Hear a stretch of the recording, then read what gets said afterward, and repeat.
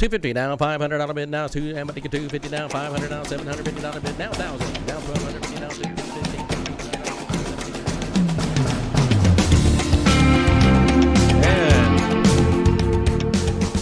And good morning from Dallas, Texas. We are at the intersection of the North Dallas Tollway and 635. We welcome you to another episode of the Mike McGavel Jones Show.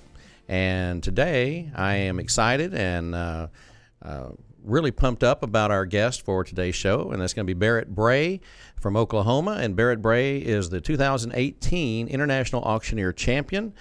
He was just named that on July the 20th of July, and it's really quite interesting to see the path that we've traveled the last 10 years or so. So welcome to the show, Barrett. Thanks, Mike. I'm really glad to be here. I'm glad you're here, too. I know you're in town visiting with our auction school, America's Auction Academy in Dallas. You came in this morning. You actually have your grandparents live very close to the school, so that worked out great. You got to see family, and you got to see your first family and the second family. Absolutely, yeah. It worked out perfect. So for folks that are not aware of the International Auctioneer Championship, which is a contest that is presented by the National Auctioneers Association, which, of course, I'm very familiar with, I'd like to go and talk a little bit about your history. Go back to when you were a kid, and not just so much right away into the auction business, but give me a little background about you and, where you grew up and your family situation and all that. Sure, absolutely, yeah. Again, Barrett Bray. I'm from Oklahoma City originally, and I'm still there today. Grew up there, just normal childhood. Growing up, my parents are there. I've got a younger sister, and we all still live really, really close to each other. So I'm a first-generation auctioneer, but I grew up going to auctions with my dad. Anytime there was one around, estate sales, that's the majority of what we did that I was around when I was growing up. But was around the auction industry forever. Never, ever dreamed that I would end up in it myself. But found my, after college, moved back to Oklahoma City. I actually got a degree in theology and biblical studies. So kind of worked in ministry for a while, but I really felt like I was needing to do something else and being out in people and out in just kind of the world doing stuff. So shortly before my wife and I got married, I got a job with an oil and gas company out of Oklahoma, traveling and just doing landman work there. And then shortly after we got married, there was a dip in the market in 2008, and I was a low guy on the totem pole, so put me in a position where I really needed to figure out what I was going to be doing. So there's an auction company there in Oklahoma run by my in-laws, and they had an inventory manager, a guy managing all of their stuff that was retiring, and I had previously done that for the federal government, for the FAA there in Oklahoma City. So we came to an agreement that I would step in for a short period of time until they could find someone who was the right fit. And that gave me a time to also find a job that was going to be the right fit, thinking I was still going back into oil and gas. And after a little while, we realized, oh, wow, the auction industry is a good fit for me. So that was in 2008, and I've been a full-time auctioneer ever since.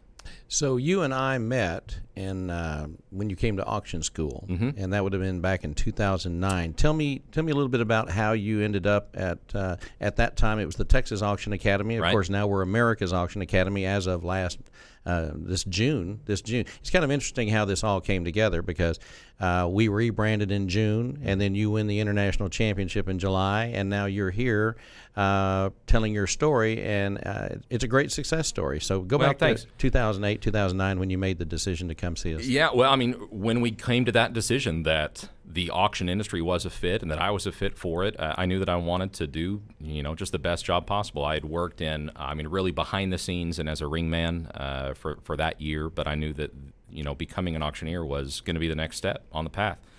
So started researching around and looking at the different auction schools that are available, and it became really, really clear to me that the Texas Auction Academy was where I wanted to go. So my grandparents, who I stayed with last night, lived in the same place back 9 years ago. This week is when I came down for auction school.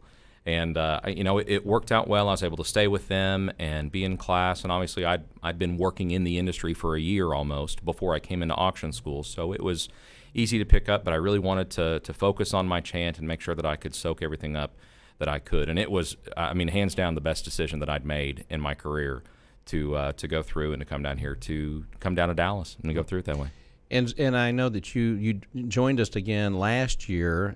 You were doing some prep, I think, for a license, and so you came back. What, about a year ago? Yeah, it was about a year ago or so. I think we sat down, and I had stepped away from the company I was previously with. Just felt a desire to kind of have my own deal and test myself. So we launched our own company, my wife and I, in January of this year, and Oklahoma's not a licensed state, so I had never pursued the license, but I knew it's something that I wanted to do if I was going to be reaching out and moving around at all. So came through and sat through the licensing portion of the class again and got to reconnect with you, and I think we've talked 2 or 3 times whenever I've had questions over the last 10 years, whenever I felt like I could reach out to you. So that was great to be able to come back and sit through again. Sure. Well, of course, now you're always welcome. Well, thanks. Even more, like every class, because I know that later today you're going to be working with all of our students. Each student that's enrolled, you'll be working with them one-on-one this afternoon before you head back to Oklahoma City. Yeah, and I'm so excited to sit down with them and do that. Obviously, the chant is so much of a core of what has built my career, and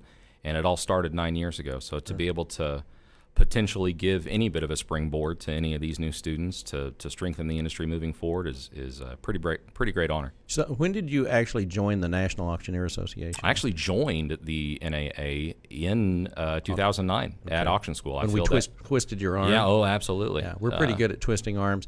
Well, we have a philosophy, and this goes back to when I was in auction school 40 years ago. Actually, it was 40 years ago this year. Yeah.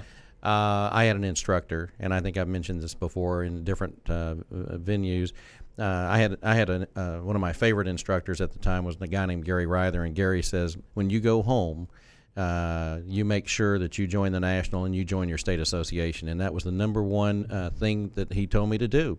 And I did it in '79, in January of '79. And you know what? You don't realize when somebody that has already made it in the business tells you you need to do this, you need to do this. Absolutely. And I'll say that you were that guy for me. I mean, I still remember to this day sitting in class and you really, really telling how important it was to be a part of your state association, the national association. That's why I made the decision. Unfortunately, the company that I was with didn't have the same mentality, and I spent the majority of the last 10 years in what I like to call an auction bubble, having to kind of figure out my own way and really try to grow based on just my own mentality. It really forced me to innovate, which was a good thing. Yep. But when I stepped out on my own, I knew that I wanted to do something different, and that's when I got much more involved with the National Auctioneers Association, the Oklahoma State Association, and hands down, that has been the biggest catalyst to all that's happened to me in the last year. Well, and I know that you have gotten involved with a designation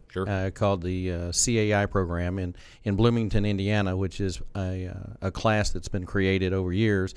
Originally, it was the Auction Marketing Institute, which then the National Auctioneer Association supported but did not control. And then while I was on the board, we actually took over the management of AMI.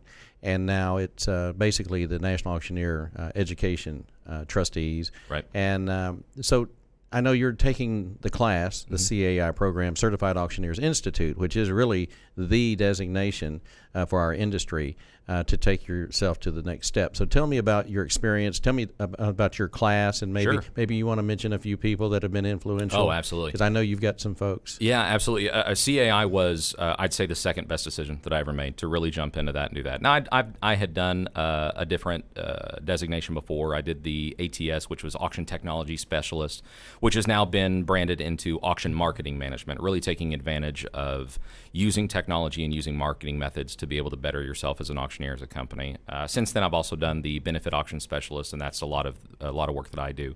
But CAI, the Certified Auctioneers Institute, is held on the campus of Indiana University in Bloomington. Generally considered to be a master's degree in the auction industry. It's held for a week straight over 3 years. So you go for a week, you have projects, and you stay in touch, and you do things over the next year. You go back for year number 2 for a week, and I will actually be completing my CAI designation in March of 2019. We're just about 6 months out. I'm really excited to get back. Really, the thing that I've taken away the most is the friendships and the mentality of sharpening each other and strengthening each other in group that I consider my family now, my auction family. I mean, these are people. I think I talked to 3 of my classmates on the way down to Texas yesterday, and actually my advisor in the program has become one of my best friends and a very strong mentor of mine. His name is Mr. Whitey Mason, also out of Oklahoma. So we do some work together, and he really has made it a point of really trying to sharpen me as well, doing stuff. Well, I've known Whitey for a long, long time, and a great auctioneer, and a great guy. Just he's a mentor for a lot of folks, and I remember when he started getting really involved. Yeah. You know, he's somewhat younger than I am, but it's been fun to watch Whitey and really what the Education Institute has done. You know, when we took over the management of AMI, I was fortunate enough to be the vice president of the NAA, and I was the first officer of the NAA to actually serve on the EI trustee board. Okay. So I kind of seen it from its infancy to now. And it's really, people don't realize the impact that the CAI program has on the people who graduate. It's a 3-year program. It's a week at a time, but you bond with that group of people over that 3-year period. And so now you have an entirely new source of information and support group and network. Well, and I'd say it's not just your classmates that you really build those bonds with. The instructors that are in, I mean, I've built some fantastic relationships, and you know, that's given me the opportunity to reach out to people to ask questions whenever I have any sort of input. If I, you know, what's your opinion on the best way to do this? But the instructors and the students that are in the classes around you, because all 3 classes are there at the same time. So there's some guys who was a class number 3 guy when I came in as class 1, who has become one of my best friends, and we talk once a week. There's another guy from class 2. There's guys that are in the class below me, and we'll have another class coming in this next year. You really build relationships with everyone while you're there, and you get to spend a week surrounded by, 100 to 150 auctioneers. Really, you know, immersing yourself, and it's a baptism in the auction industry is almost a way to consider it. I mean, you really find yourself going into it, and then you come out with a different perspective and a different mentality going on. Well, it's kind of like, I like to compare it to golf.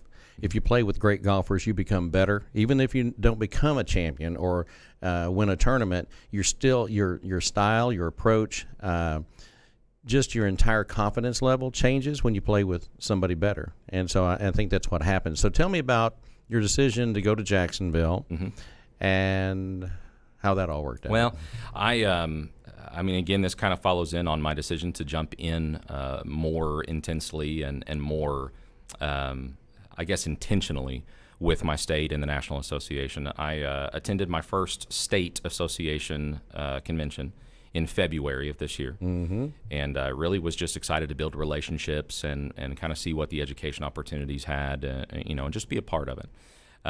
They made an announcement 5 minutes before they were taking the last entries into the Oklahoma State Auctioneers Contest. And I heard the announcement, and again, Whitey Mason, he turned over and looked at me, and he said, "You're entering." And I just started laughing, and I said, "There's no way. I've never seen an auction contest. I've never been to one. I don't know what I'd be doing." And he said, "It doesn't matter. You're going to do it." And with some, I'll say some strong motivation, he ended up getting me involved in that. So I was very, very blessed, very surprised, but honored as well to win the Oklahoma State Championship in February. So as the Oklahoma State champion, that got me a free entry into the IAC, and came down to Jacksonville really with a mentality of, wow, you know, if I could make finals in my first year, that would be just an unbelievable opportunity and something to really hang my hat on. So came down to Jacksonville, not knowing many people other than just the group that I had gotten to know through CAI and things like that, and ended up going through the process, and never would have dreamed that I would have been first-time conference attendee, first-time contestant, and IAC champion. 2018 International Auctioneer Champion. That's not bad. I'll take it. Yeah, it was fun. We were talking earlier. We were at the school before we came here to do the podcast, and we were talking about a photo that we took, and so our friend that runs another auction school up in Iowa, Paul C. Barrett, was the first international champion, and Paul won in '88, and then I won in '98, and then in 2008 we had C.D. Butch Booker from Washington State, and Butch and I have been great friends forever. And I think I'll be wrong about this probably, but he'll probably text me and tell me I'm wrong. But I think he was in like 16 or 18 contests before he won. And then, of course, you winning in 2018. So we had 4 champions based on basically the 4 decades. And so I think what's neat about that is, Paul being the first champion, and then the fact that I won, I'm just happy about it myself. I'm glad I don't have you guys to compete with anymore. That's what I tell people all the time. I'm glad I won the international, but good grief, I probably couldn't win it today.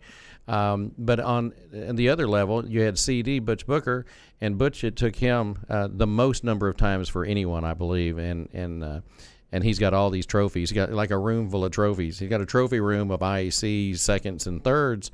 And then you come in and win your first time out. And let me tell you, the buzz when you won was something else, because you were a great competitor and you knew your stuff. And I think that's a big part of it. I don't know if people understand what are you aware of the point system? And yeah, why don't you tell them a little bit about that? And what did you are performing before a live group, a live audience. And yeah. So tell them about it's a real auction, and that's the question I get the most is, so you just get up and do a chant and they hear you, and I say, no, you're actually selling items, and people are actually bidding on them. It's a real auction that's going on at the time. It's just you have a group of judges sitting in front of you.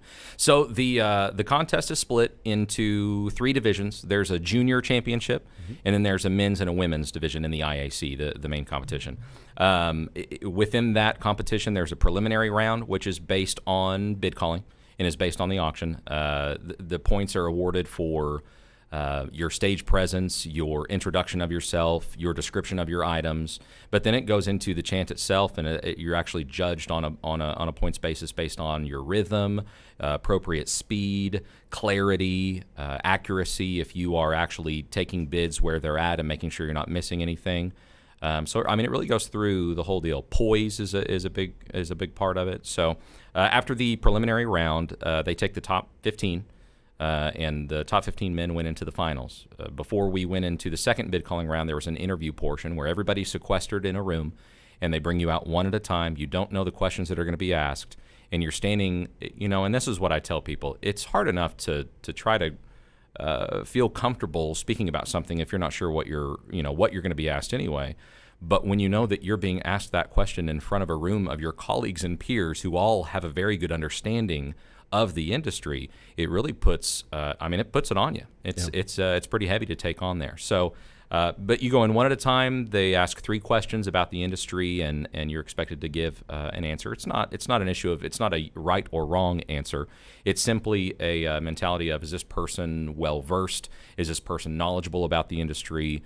And would they make a good ambassador for the National Association for the Industry? I remember when I started competing. I think my first contest was in '91. It took me 8 times to win.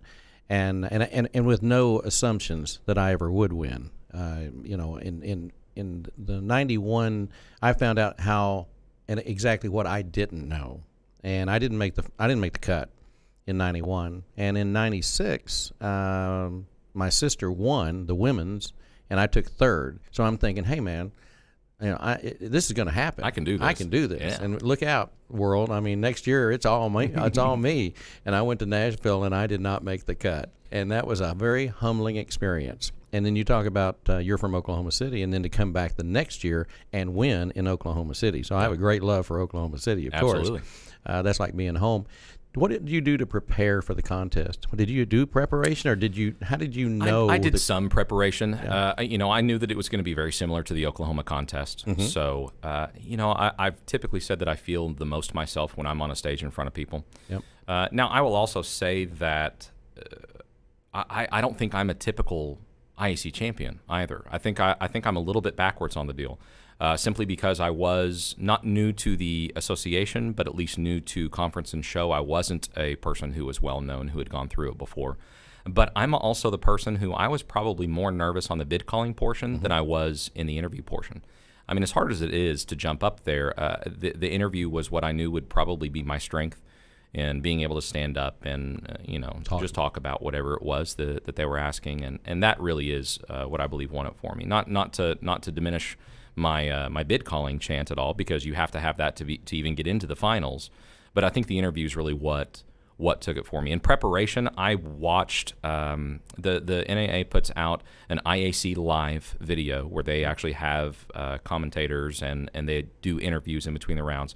I watched through the entire 2017 IAC, and then I pulled up some of the videos of past champions and just hearing exactly what they said and kind of what the mentality was on it. You can actually go to the internet and see every single champion selling all the way back to '88. Much like the LMA or the Livestock Marketing Association, you can go back to the '60s and see those auctioneers that specialize in selling cattle. Right. And it's quite fascinating. I mean, I've enjoyed watching those. And we had the '65 world champion livestock auctioneer in our hometown.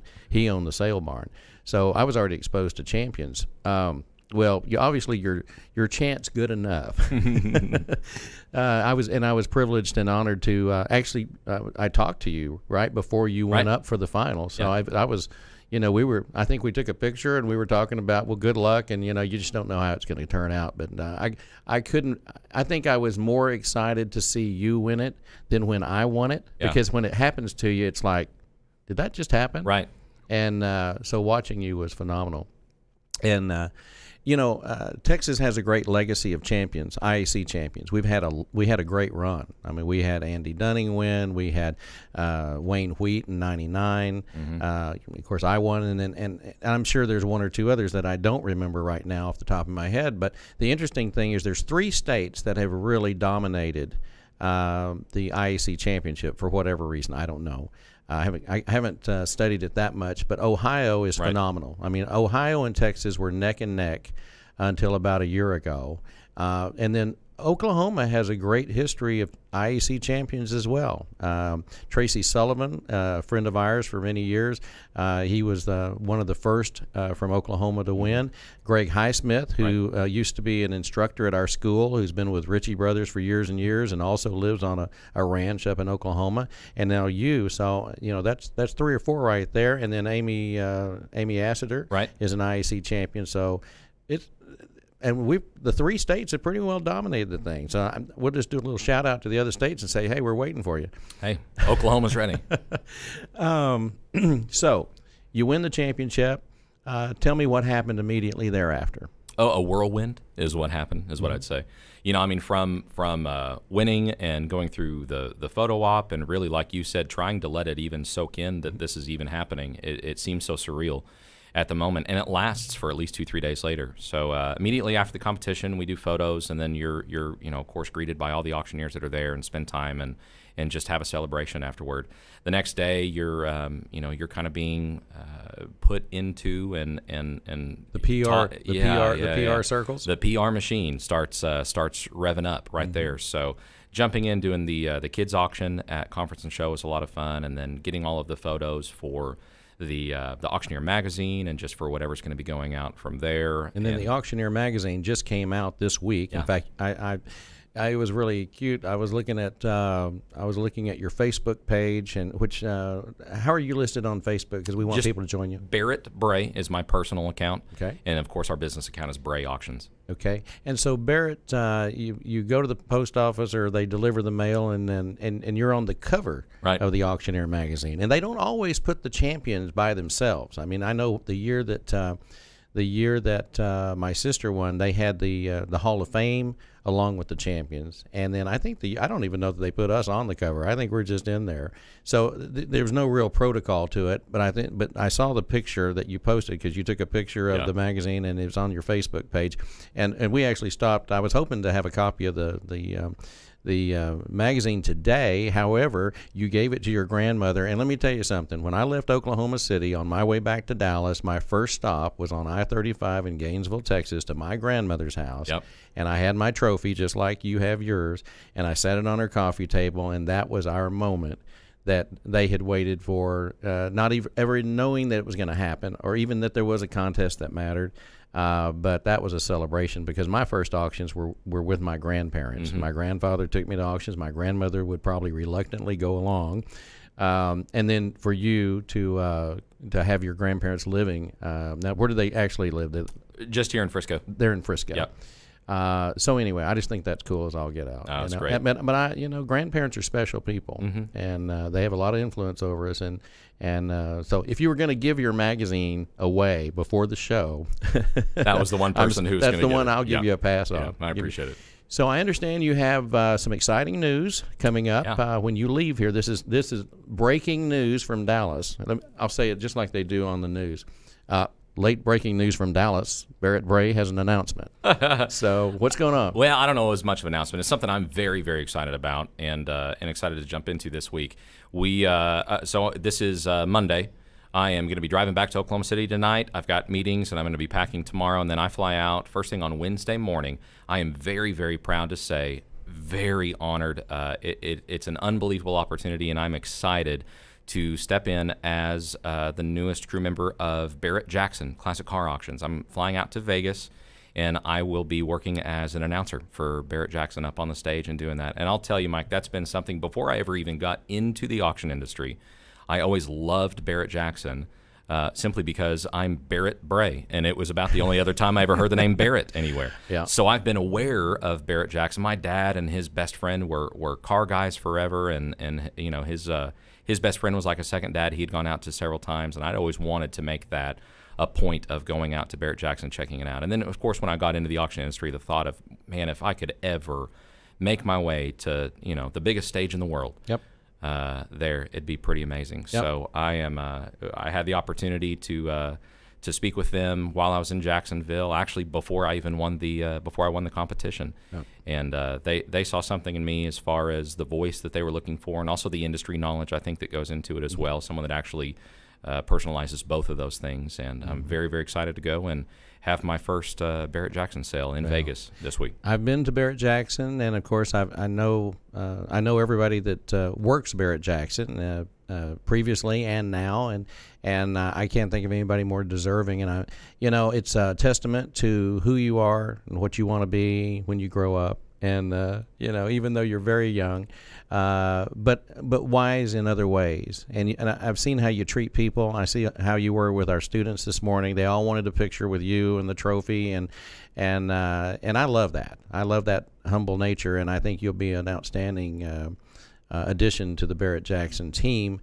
It is one of the greatest stage, and probably one of the greatest advertising tools that the auction industry has ever had, because it runs all the time. Mm-hmm. There's only 3 or 4 major classic car sales of notoriety that have their own TV shows, and so you will be in the spotlight. And you're young in the industry, even though you went to school 10 years ago or 9 years ago. The world's your oyster, as they say. You don't hear that a lot anymore. But we're certainly proud of everything that you're doing and what you'll continue to do, and of course we want you to be a part of America's Auction Academy from now on. I'd love to have you come down and spread the gospel of auction. There we go. And any final words before we wrap this episode up? I would just say I feel incredibly, incredibly blessed. Over the last year, it's been a quite of a roller coaster of emotions in deciding to step out on our own and starting something, and really seeing the support and the encouragement that the auction industry has given. Even from the small number of people that I knew, that of course has grown now. And to be able to be in the position that I'm at, I would just say to anybody out there, whatever industry you're in, keep on with it. Push forward. You never know when something is going to change at any moment. Believe in your dream. Believe in your dream. Work hard for it, and surround yourself with people who can strengthen you and who you can pour into as well and help. And always have that humble mentality in moving forward, and you'll have the opportunity. So I'm glad to have the opportunity, and I'm very, very happy to be here today. You have the servant's heart. You will be going to St. Jude Children's Hospital. Yes, that's going to be coming up very soon. When do you go? That is the end of October. I believe it's the 29th and 30th of October.